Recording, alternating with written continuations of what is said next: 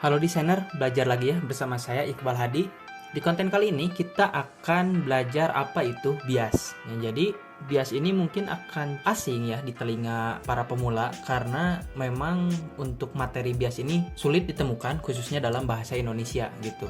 Jadi beruntunglah kalian yang mendapatkan video ini di beranda ya atau mengikuti saya. Beruntung kalian ya, selamat dapat hidayah. Kenapa? Karena ini penting banget terutama untuk yang menjadi UX researcher. Nah, karena di konten kali ini kita akan berbicara seputar riset. Jadi untuk menjadi UX researcher ya atau UX yang spesialisnya itu melakukan riset, ilmu ini harusnya udah di luar kepala. Bias harus sudah bisa di-counter dengan mudah. Jadi apa itu bias? Jadi gini, ini intermezzo dulu. Saat desainer melakukan riset, timeline, target, dan jumlah peserta akan cukup padat ya, yang mengantarkan desainer pada riset yang kurang optimal. Jika riset yang dilakukan tidak optimal, data dan kesimpulan yang dihasilkan tidak akan maksimal pula. Nah, ketika data dan kesimpulan gak maksimal, maka produk akhir akan terkena imbasnya. Jadi bias dapat berdampak serius pada produk akhir jika tidak ditangani dengan cepat. Oke, jadi bias itu singkatnya adalah faktor yang mengantarkan desainer pada kesimpulan yang tidak akurat dan tidak masuk akal ketika melakukan riset. Contohnya, beruang ya, Teddy dan ini si Ica. Ceritanya si beruang sedang melakukan interview dengan si Ica ini.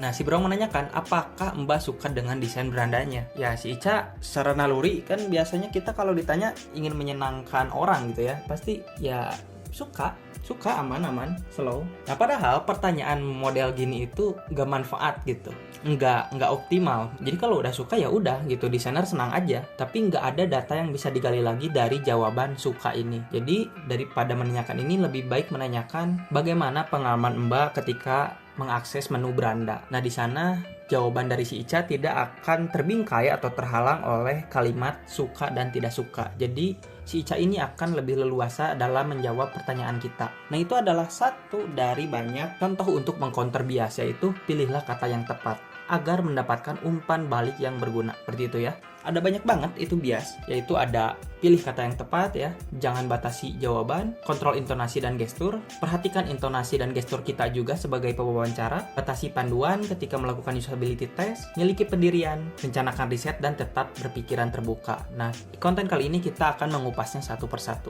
Lalu kedua ada jangan batasi jawaban. Ya, untuk apa? Untuk menghindari confirmation bias atau bias konfirmasi.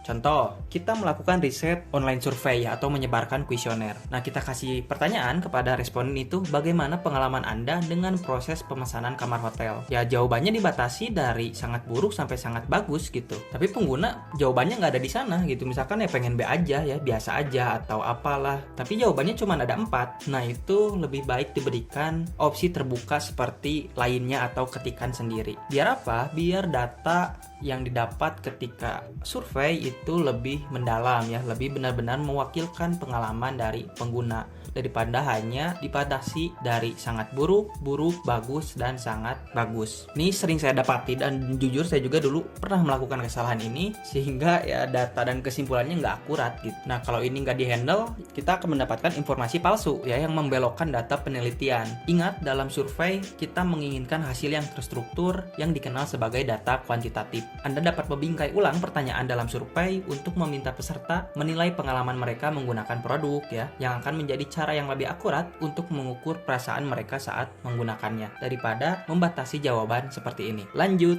Nomor 3 ada kontrol intonasi dan gestur. Dari pewawancara ya, dari kita nih. Jangan sampai intonasi dan gestur kamu mempengaruhi responden. Contoh nih, ketika kita menjelaskan suatu fitur kepada pengguna ya, awalnya intonasi dan gestur kita biasa aja ya. Kita menjelaskan fitur A, aman, slow, fitur B, biasa aja. Nah, masuk fitur C, kebetulan karena kita yang mendesain itu fitur ya, jadi kita lebih semangat ya, lebih antusias, nada bicaranya berubah, gesturnya juga lebih aktif gitu. Itu kan otomatis pengguna atau responden melihatnya juga akan ikut antusias atau ingin menyenangkan kita juga ya jawaban mereka itu. Jadi ketika kita nanya bagus ya fiturnya, ya otomatis jawaban mereka bagus ya, betul pada agak guna gitu. Nah, itu sering disebut dengan bias keinginan sosial atau apa ya Inggrisnya itu social desirability bias.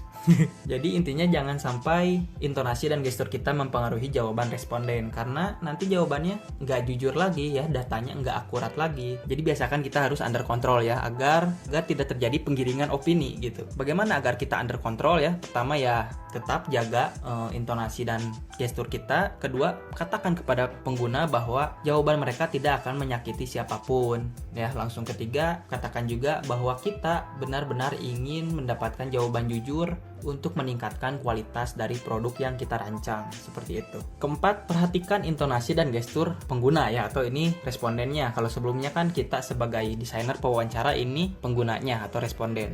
Jangan sampai nih intonasi dan gestur pengguna menutupi fakta yang sebenarnya. Contoh, kita nanya nih, jadi oke warnanya gitu, atau udah oke nih fiturnya? Dia jawab, oke kok, oke. Ya enggak, padahal mah ya enggak, itu yakin enggak. Kita sebagai desainer harus benar-benar telik ya, Sundanya itu telik, atau benar-benar teliti dalam melihat gerak-gerik dari responden. Patah-patah gak ya kayak jaringan telekomunikasi gitu di Indonesia, atau gesturnya agak kelihatan gak nyaman kah? Nah itu kita harus benar-benar teliti dalam memperhatikan responden ya, atau pengguna. Biar apa ya? Biar lagi-lagi jawabannya merupakan sebuah fakta dan data yang potensial. Nah gimana cara menghindari bias tersebut, atau yang sering disebut implicit bias? Itu pertama, pastikan responden benar-benar nyaman dengan proses riset yang kita lakukan kepada mereka. Baik itu dari ruangan, dari cara kita mewawancari mereka, dari waktu kita melakukan riset, itu pastikan pengguna benar-benar tidak terganggu. Suguhan lah, atau apa ya, kasih kopi lah minimal ya, snack, kopi, biar nyantai gitu. Prosesnya itu biar berjalan sealami mungkin ya, nggak dibuat-buat lah. Lanjut.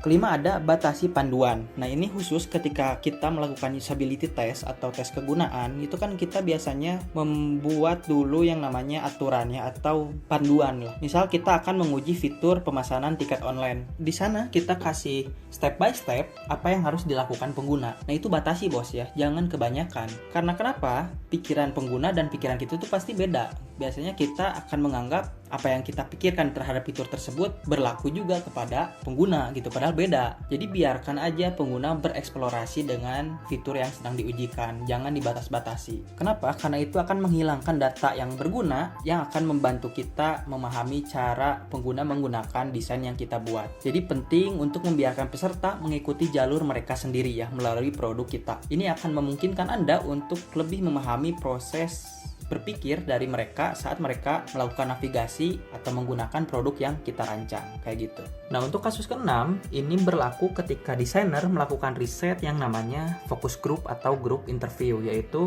ketika mengumpulkan responden ya, atau bisa juga desainer, berjumlah 3-5 orang atau bisa lebih. Di sini contohnya 4 orang sedang melakukan fokus group untuk menentukan opsi dari penempatan button atau komponen misalnya. Jadi di grup ini mereka berdiskusi untuk ini komponen diletakkan di kanan atau di kiri ya. Nah mayoritas orang, tiga-tiganya itu memilih opsi A atau di kiri. Nah biasanya yang terakhir nih, si beruang albino ini, itu biasanya ikut-ikutan. Nah inilah yang namanya bandwagon effect atau efek ikut-ikutan. Biasanya yang terakhir nih yang kena. Biasa ini dari kita SMA pun yang terakhir ikut-ikutan gitu ya, sama jawabannya kayak si Adul, sama jawabannya kayak si Riri gitu.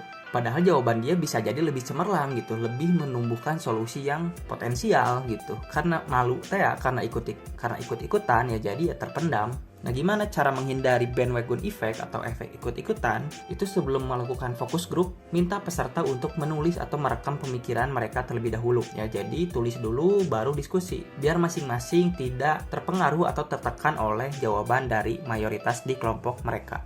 Nah ketujuh, rencanakan riset. Jadi riset harus rapi dan on point juga nyaman. Kenapa bisa? Karena seperti yang saya singgung tadi di awal, dengan adanya timeline, goal dari riset ya, atau tujuan riset, dan juga jumlah responden yang banyak, itu akan memberikan tekanan tersendiri kepada desainer ya dalam melakukan riset. Bisa jadi desainer lupa ngerekam, bisa jadi desainer salah invite responden, yang harusnya responden A lebih potensial, malah responden B yang di-invite gitu atau diundang. Bisa jadi pewawancara itu atau desainer lupa menanyakan pertanyaan ya karena saking banyaknya. Itu kenapa riset harus direncanakan dengan baik dan benar, menghindari yang namanya bias ketersediaan atau availability bias. Terakhir ada tetap berpikiran terbuka ya. Jadi fokus ke semua hasil responden. Biasanya nih, saya juga pernah mengalami ini. Ketika kita melakukan wawancara dengan 3 responden, itu kita cenderung lebih mengingat solusi dari responden yang terakhir kita wawancarai. Misalkan di sini si Ica gitu. Jadi kita hanya fokus ke satu responden terakhir, atau bisa disebut juga dengan bias keterbaruan atau resensi bias. Atau malahan kita lebih mengingat jawaban atau solusi dari orang pertama yang kita wawancarai, atau bias primacy bias. Ini umum terjadi ya ketika kita mewawancarai banyak responden. Kita cenderung lebih mengingat jawaban dari responden pertama atau responden terakhir yang di tengah-tengah udah hilang itu. Ini umum ya. Nah, gimana cara menghindari bias tersebut? Itu ada banyak cara. Pertama, meminta kolega untuk ikut berkontribusi dalam melakukan wawancara. Jadi nggak kita aja. Kedua, merekam dan mencatat jawaban dari masing-masing responden. Nah, jadi kita harus benar-benar bekerja keras untuk memperlakukan semua informasi secara sama rata untuk menghindari bias primacy atau mengingat pengguna yang awal, ataupun bias resensi atau mengingat responden yang paling terakhir. That's it ya, itulah ke-8 jenis bias yang bisa dihindari ketika melakukan riset. Memang bias ini adalah hal yang normal, namun penting untuk mencoba menghilangkan bias dari proses riset ya, untuk mendapatkan pemahaman, data yang akurat untuk dapat meningkatkan produk yang kita rancang. Oke, semoga dapat membantu, semoga memberikan wawasan baru kepada kalian. Stay tune terus di channel saya ya. Terima kasih, sampai bertemu di konten saya selanjutnya. See you!